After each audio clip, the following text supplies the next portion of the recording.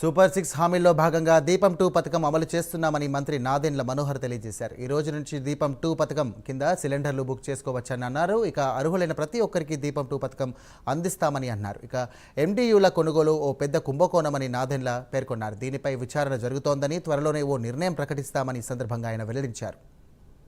క్షేత్రస్థాయిలో మీకు ఎటువంటి అనుమానం ఉన్నా ఈ కేవైసీ నమోదు అనేది సుప్రీంకోర్టు యొక్క గైడ్ లైన్స్ కేంద్ర ప్రభుత్వం అమలు చేయమని మార్చి 31వ తారీఖు వరకు మనకు షరతు విధించారు.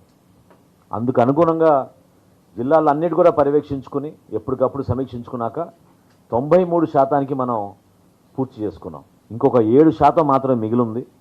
ఆ 7%లో కూడా గౌరవ సుప్రీంకోర్టు గారి ఆదేశాలతోటి 5 సంవత్సరాలు లోబడిన పిల్లలకి 80 సంవత్సరాలు దాటిన వృద్ధులకి అది వర్తించదని చెప్పారు. కాబట్టి ఖచ్చితంగా ప్రతి ఒక్కరికి చేరే విధంగా ఒక ప్రయత్నం చేస్తున్నాం.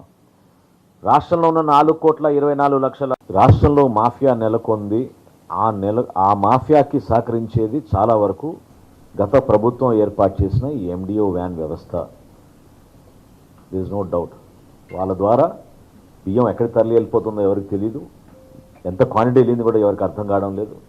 ఇవన్నీ కూడా ఆ గ్యాప్స్ పూడ్చడానికి మేము ఒక ప్రయత్నం చేస్తున్నాం. తప్పకుండా వాటిపైన రాబోయే రోజుల్లో మేము కూడా ఈ ఖరీఫ్ వీటి వల్ల కొంచెం నలిగిపోయాం. వరదలు వచ్చినాయి, మధ్యలో బాధ్యత ఎక్కువ ఉండింది. కానీ